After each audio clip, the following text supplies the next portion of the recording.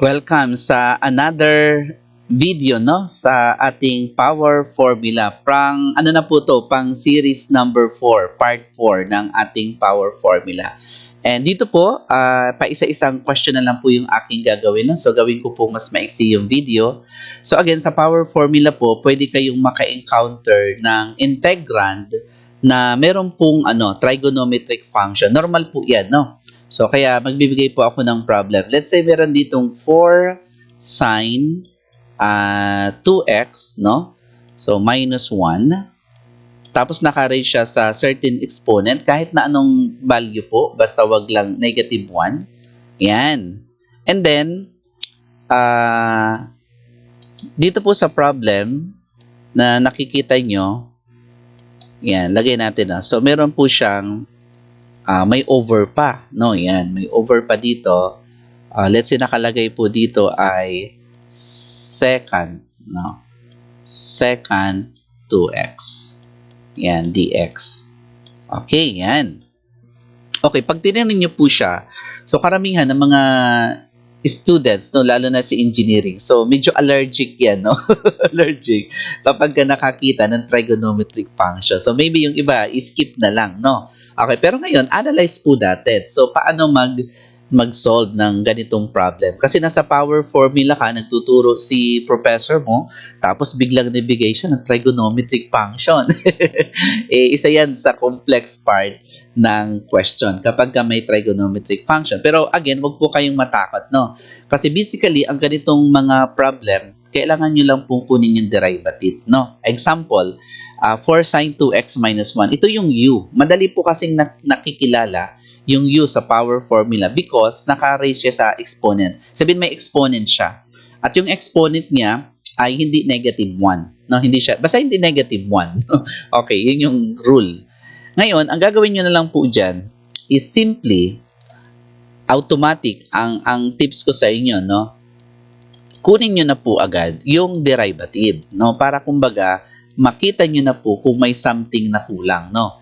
Ibig sabihin, di ba ito yung u, yung 4 sine 2x. Differentiate mo, balik ka ng differential calculus. So, pag ganito po na trigonometric function, sige, mga transcendental function, ano bang derivative ng sine? Di ba ang ginagawa natin dyan, simula kayo sa angle, di ba? 2x.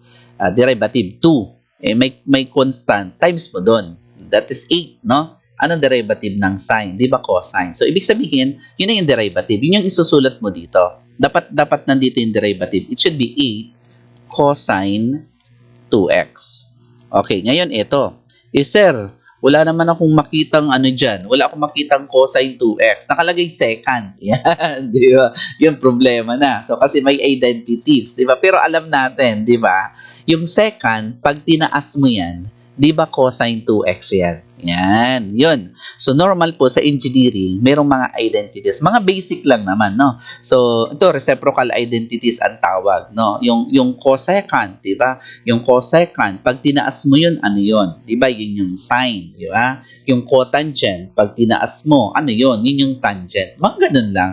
So, basic. Ngayon, ibig sabihin yung secant 2x is cosine 2x pag tinaas, which is derivative ng sine. Ngayon, anong kulang na lang natin? Yung 8, kasi wala namang 8 sa given. So, ang gagawin lang doon is simply maglagay ka ng neutralizing factor. Yan. Ito pong nakikita nyo is, this is an engineering approach, no? So, ganito po tayo mag-solve sa engineering, whether you are electrical, civil, mechanical, no? So, yan na po, no? So, shortcut na po yan. This is a power formula wherein satisfied naman yung ating formula, then we can now proceed to integration. We have 1/8.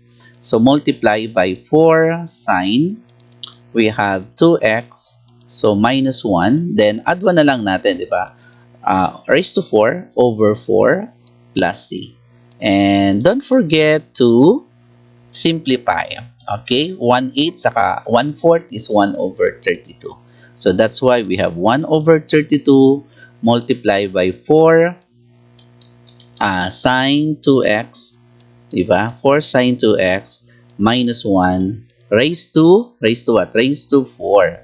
Yan, plus c. And that's it.